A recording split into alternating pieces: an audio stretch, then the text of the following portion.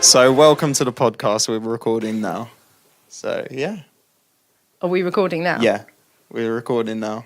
This is a really professional we're recording start. now. Are you sure we're recording now? Oh wow! Yeah, well, we better actually definitely start the podcast. Just as we start the podcast, my dog is drinking water out of my glass that I had for myself. So should we tell everyone who we are? Yeah, go for it. Who wants to start? Oh, okay, I'll start. Jem? Yeah, I'm Jem.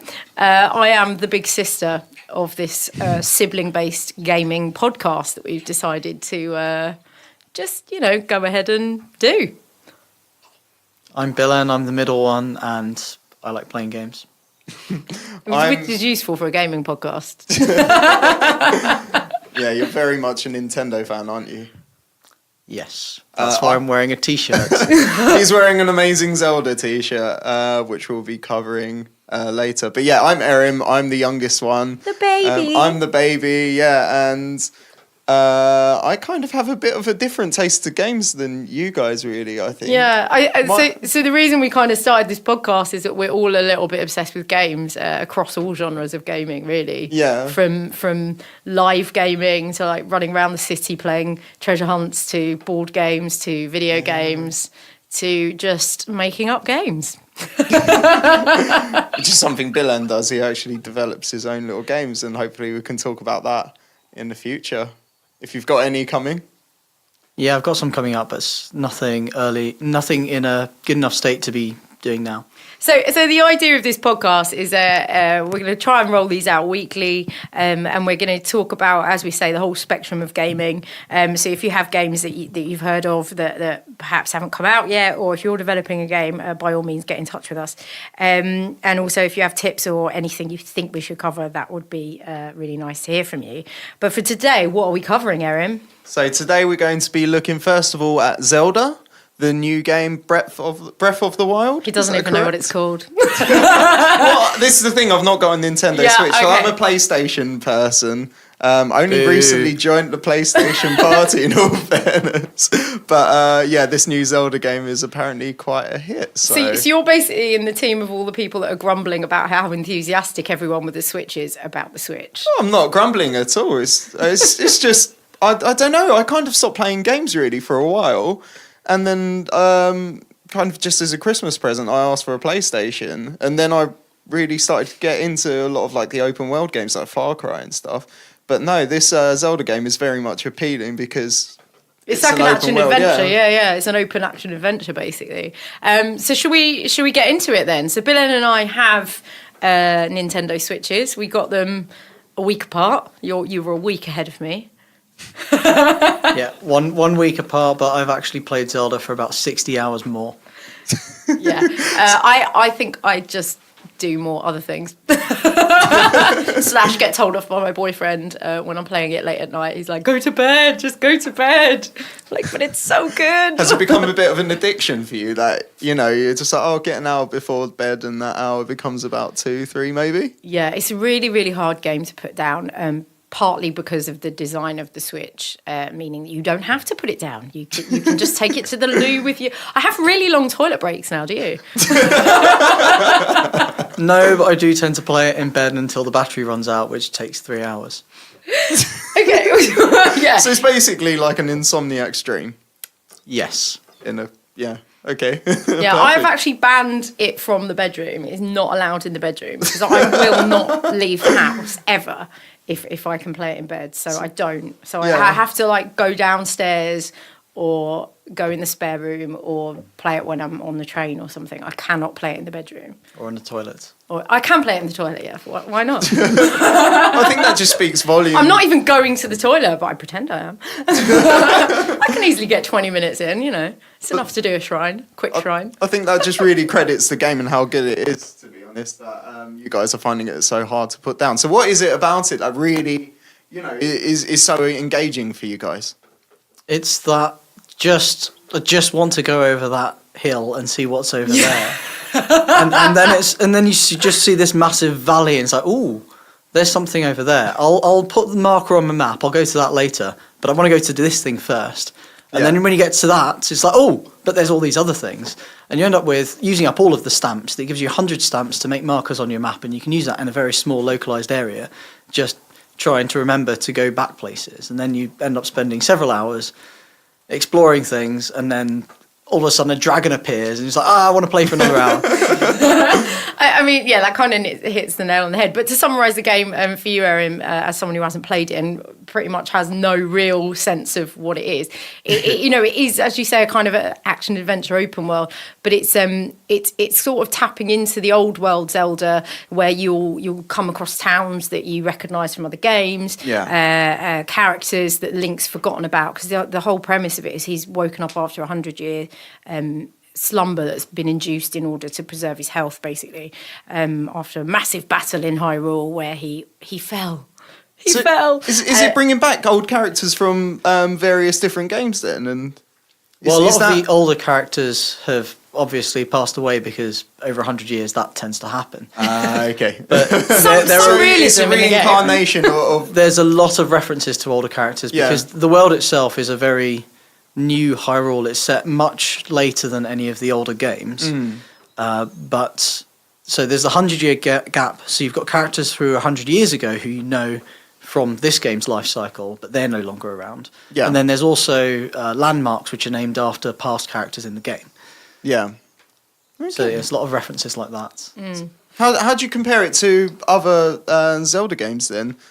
So what is really, really different? I guess the open world is a big thing. It's what they've done, and this is how I'd summarise it, is they've created a grown-up game out of... I mean, Zelda was by no means an easy children's game. It wasn't a children's game as such, but they've given it a more of a grown-up feel by adopting a lot of just kind of open world game mechanics, in terms of like gathering resources. You have to cook your own meals. That is my dog drinking out of my glass of water again. I'm hoping the mics are far enough away that we don't hear rub, rub, rub, rub. But if you do, that's what it is. I'm not suddenly going to the toilet with my Switch.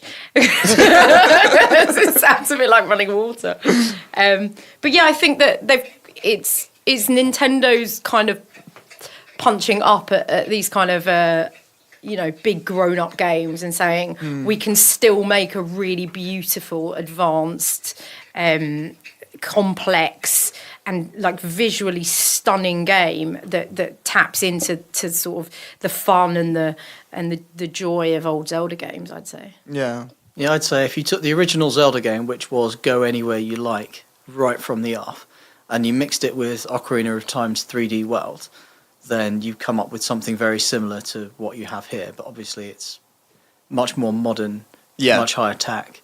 And then you've got the whole foraging and the weapons break, so you've got to rely on actually being able to look after yourself a lot more than in the older games. Yeah, how does the weapon breaking? Because I think a lot of the time you had kind of your main weapon, which was your sword in the Zelda game, and that seemed to... I mean, there was only, I think, in Ocarina of Time where you had, I think, the big Goron sword, and that would break, I think. No, the giant's knife breaks. The big Goron sword doesn't break. But how does the mechanic work now? So do you not have a primary weapon? Do you just pick stuff up from... There are no unbreakable weapons. Yeah, they will all break. And it's frustrating when you first start playing, because you get used to... I mean, like I've been playing things like Far Cry and stuff recently. Yeah. And you pick up a weapon in that. They don't break. You just have them... You can evolve them, you can resource them up and everything. But in this, it's quite frustrating actually that they all break, and it's really strange that's the sort of realism that they've added. But yet you can carry, as long as you pay a Karoxy to carry an extra weapon, you can carry, almost an infinite number. But they just constantly break. So you do find that you choose the weapons that go with your gameplay style. I really like playing with a shield, so I avoid a lot of these high-powered two-handed weapons because I find them really slow, and I find that I'm often in a situation where I need to use my shield and I can't use them if I've got a two-handed weapon. So I just go around and pick up loads of knights' broadswords, and I find them my go-to weapon. And then when I'm playing a really big guardian, one of the really hard things, then I'll go maybe reach for my Thunderblade and stuff. Time's almost up. We've got about 30 seconds. So is there anything else you want to speak about in regards to Zelda? No, let's hurry up so I Let's can go back to quickly- playing it. One question before we do Yeah. go on to something else. I've heard a lot of people say that it is one of the best games, if not the best game ever created. How do you feel about that? Is that accurate? Is it just great? I disagree. I think it's absolutely beautiful and it's almost there. Like it's. I find something that me and Bilen discussed. I find some of the control mechanics a bit like tedious. Yeah. I want to be able to cycle through weapons much more easily. I think when you get used to playing other action adventure games and open world games, you have a much more sophisticated way of not just swapping weapons, but also discarding them. The fact that you have to go back into the menu to discard a weapon is really annoying. You Yeah. can just throw it away. That works. You can throw Yeah, the you weapon can away. just throw it. Yeah, but in the middle of a you know, and sort of siege or something, you kind of want to just be able to. Yeah, I guess I could throw them. I don't know. There's a few things that annoy me about the game. I think the horse mechanics are terrible. Having played other games where you can, seamlessly ride a creature, Far Cry Primal was really great on the saber-tooth tigers. Red Dead Redemption, the horse mechanics work really well on that. I really, really want to play that. I can't wait for number 2 to come out. But overall, generally, out of 10? 9. I'd give it a 10. Okay. I look forward to hopefully playing it one day. So the next thing we're going to be talking about is Escape from Colditz, which again is another game that I haven't actually had the opportunity to play yet, but I brought for my brother as a birthday present, I believe. I think it was birthday or Christmas. They're quite close It was together. birthday. In all fairness. Yeah. So give us an overview on Escape from Colditz. So, Escape from Colditz we've got the 75th anniversary edition, which isn't the 75th anniversary of the war. It's the 75th anniversary of the escape of Pat Reed, who was the creator of the game. He was a prisoner of war in the British Army who actually escaped from the Colditz Castle prison, where the game is set. The game itself is 44 years old, came out in 1973. And yeah, it's quite stressful. It's So I don't think you've mentioned that this is a board game. It is a board game. Yeah, sorry. This is a board game because we've recently. Well, I don't know how long you guys have really started getting back into board games like this. I've never stopped. Have you not? No. Because it seems more recent that our family has started to get into things like this or escape Settlers of Catan and. It's just because you're upstairs playing your PlayStation or doing your music, so you don't notice. Because before at Christmas and stuff, we'd play things like Boulder Dash, but it seems now we're getting more into these quite advanced board games. But even when I was walking in and out of the house and watching you guys, like your faces were just priceless. So yeah, just to get you up to speed, Bilen and I played Escape from Colditz with our mother. She was the Nazi leader. She was the Nazi.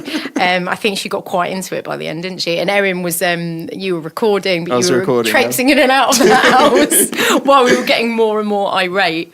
Yeah, so it's a fun game. Why did you buy it, Erin? Why did you buy it for Bilen? I think I was looking through. I was looking for games and stuff that were just well reviewed, and I was looking actually for a PlayStation game, but for some reason that came up in the YouTube search as one of those kind of. Because you like this. Yeah, exactly. Yeah. So I just went onto it and had a look, and the review was really quite, a really glowing review of the board game. And I thought, this looks quite interesting. It's quite a classic game. And the more I researched it, the more I realised it was kind of like, a big popular game and a classic game amongst the board game fans. So yeah. I thought, why not give it a go? Yeah, and it's really heavy on the strategy was one thing that I think makes it hard to do the first play. It took us a long time to just kind of get going. Yeah, because it gives you 50 goes is the standard recommended first game. And that's 50 turns around the board. So if there was 3 of us playing, so we had to all have 50 turns each. Yeah, but my sister and I we were going through quite quickly trying to escape right at the beginning. I think it's definitely, you've got to come up with a plan for the long game. Otherwise, you're not going to make it out. And Jem got really, really annoyed when one of her soldiers, they were prisoners of war, got eliminated from the game in like turn 10 10. Yeah, I mean, my mum, the Nazi, for the purposes of the game, got a shoot to kill card, which is a really frustrating card when you think you're almost at the gates escaping, and then suddenly you can roll the dice and double your score. And if you're within range of that nice high score that she got, which I was, she shoots, kills me, and then my little pal is out of the game, and that was really frustrating. Yeah. I did throw a bit of a wobbly, I'm not gonna lie. Oh, really? But was it a good kind of frustrating? Was it like you were quite engaged in it, or was it? How did you actually feel about the board game itself? Initially, I was finding it very hard to enjoy. Yeah. It was really, really.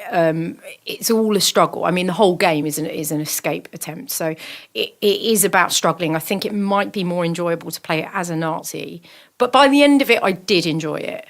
Yeah. And is it something that you'd want to play again? And you think as time goes on, it'll get better? Yeah, I think once you and I, Bilen, got our heads around the strategy a little bit, and the long game element, I think that yes, I do want to play it again. And also at the end of the game, I remember turning around and saying to you, we should have collaborated a bit more. Which we can do, which you're allowed to do if you're the escape officers. So if you are, the ones trying to get out, you can do some exchanging. You can collaborate on strategy a little bit.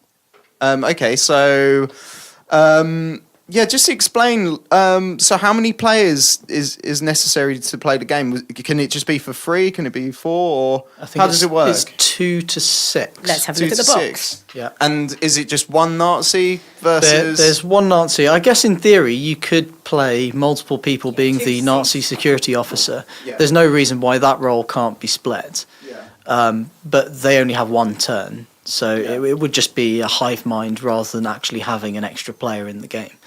Yeah. So would it make it easier if there were more players against the Nazis? It's hard to say. We've only played with a 3-player variant. The numbers of prisoners of war and of security officers it changes depending on how many players there are on each side. Okay. So it's quite adaptable in that Yes. sense. Yeah. Okay, lovely. So just quickly, let's give it a score out of 10 before we move on to our next Nazi-based game. It's definitely a theme here. Zelda and the Nazis, isn't it? But yeah, out of 10? I'd probably go for a 8, I think. But I think it could go up. I think it could go up. I'm in agreement, definitely an 8. Okay, good stuff.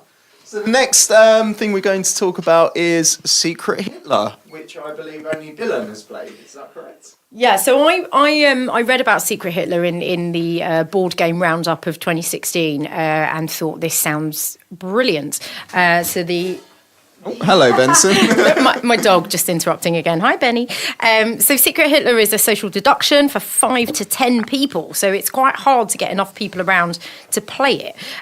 But it sounded really good. It's about finding and stopping the secret Hitler among you. And you get to play as liberals versus fascists. So I thought, Bilen will love this. Social deduction game. Excellent. So I did a print and play. So for anyone who's interested in playing Secret Hitler, you can just spend a while printing it off and cutting the cards out, but it's worth it, I believe, because you've quite enjoyed it, haven't you, Bilen? Yes, I have. Just one thing, Jem managed to cut it out on coloured card, which is great, except some of the roles you don't actually want to be identified by the card colour. Oh no! So we had to redo a few of them on some white cards whilst we were out on our skiing holiday when we played the game. Oh, well, I thought it would be nice to colour coordinate it. I thought it would look nicer. No, I'm sorry. Is it not like a bit of a murder mystery kind of? No, it's a bit like the games Mafia or Werewolf, where you have a group of people who are antagonists and everyone else wants to work against them. But the antagonists all know who they are, so in this case the fascist, and one of them is the leader. In order for the fascists to win, they need to elect Hitler after having enacted some fascist policies. And the policies are enacted at the end of each round by a vote. So everyone gets to vote whether they... Oh, Hannah, that's not quite right. You get to vote whether you have a chancellor and I can't remember what the other role is, president maybe, and they, between them, choose which roles policies get in, whether it's a fascist or a liberal policy. So the policies are already on policy cards, aren't they? Yeah, and those are no one gets to see them apart from the president and the. Chancellor. It is Chancellor is the one you don't want Hitler to be. Yes. So I think the aim of the game, if you're a liberal, is to stop Hitler from landing in the role of Chancellor, because then it's game over.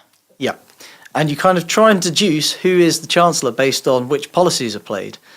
But because it's a two-person thing, one person picks up 3 cards, discards 1 without revealing what it is, and then gives it to someone else to pick from those 2. Yeah. You can only deduce so much. I mean, they could have picked up 3 fascist policies, in which case there was no chance, even if both people were liberal, to enact a liberal policy. But people seeing a fascist policy coming in might make them think that both parties are fascist. Oh, that sounds quite interesting. Right, so it's partly luck of the draw as well as strategy. Yeah, so the first time we played it, we didn't quite get it. But then the second time, everyone got it straight away. Yeah. It is a very easy game to get into. And the games themselves were pretty quick fire. They didn't last for more than half an hour. Wow, okay.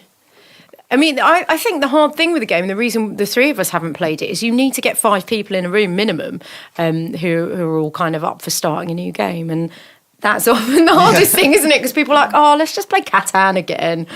So, I mean, you've played it how many times? 3-4 times? 8, 9 times. Oh wow, loads. Wow. Okay, we need to all get in a room and play it. Yes, we definitely do. We'll probably arrange it after this or something because we need to play some games together at some point. Yeah, there's so many good games. I really wanted to play Colditz. Definitely, I want to play Catan some more because I know we just love keep that going game back to so much. Catan. Oh, just keep going back. But you have got the advanced version of Catan, which I'm sure we'll cover in another episode. Yeah, we'll cover it in another episode because we've various versions now. Yeah, the first time I managed to play Secret Hitler, though, I was a fascist and I wasn't Hitler. I misread my card. I thought I was Hitler. So I managed to perfectly enact a policy where everyone thought that I was a liberal and the other fascist was Hitler, which he was. So when I got him eliminated, I thought, excellent, I'm in a great position. But it was game over. So, yeah, I should have been paying more attention. So your advice to games is actually read your card. They're not very big cards. It was the first time we played. I hadn't seen the cards before. That's my excuse. Yeah. Plus, we'd been drinking. It was a skiing holiday. How many times did you play it through then? Was it something that you guys about just kept 8 picking times. up again and again? Yeah, it's very easy to play a game and then play another and play another and play another. So we played it in a ski chalet late at night after dinner over a few drinks. And yeah, when we played a few nights, and each night we played like 3-4 times. So there's definitely longevity in the game. You would enjoy playing it multiple times. Yes, and certainly from previous years of going to Mafia as the go-to game at the end of a night for a group to play, this one, it's I think people enjoyed it a bit more once they got into it. Yeah. Okay, well... Excellent. So for anyone interested in this game, so at the moment, if you're in the UK or Europe, it is print and play only, but that is free to do. And I believe you can donate to the game designers if you want to donate to their cause. But also, if you're in the US, you can now buy it on US Amazon. And the release in Europe is imminent, I think, hopefully. And they do offer a service where if you give them your phone number, I haven't done this, but you can, and they will text you with updates as to when it will be released in the UK and Europe. Just quickly, as you're the only person who's played it, and we're going to be consistent with this, out of 10, what score? Oh, I think 8.5. 8.5. Okay, sounds good. Okay, so the next section we're going to be doing is basically talking about the current games that we're playing and rounding up, as this will be our last section. So who wants to go first with what they're currently playing? Erim, I think it should be you. Me! So I'm a massive fan of open world games and have recently got my hands on the remastered version of Skyrim. And this is the third time I've played it through, and I think the third time I've played Skyrim through. Wow. Yeah. Is it any different, the remaster version? I mean, apart from being, looking nicer. If I'm really honest with you, I can't actually really tell that much difference. However, there's a few more mods and like a bit more equipment and stuff. But it's not really. I don't even think it's necessary to enjoy the game again, because there's so many things you can do differently, so many different ways you can play, so many different races, that the game can just evolve kind of with you, really. So it's even. I think it's more enjoyable now than the first time I played it, which really is, wow. Well, I'm actually looking forward to it coming out on the Switch, and I think I'm going to wait for it to come out on that. Yeah, it's good. Do we have? Is there a date for that? There is already, isn't there?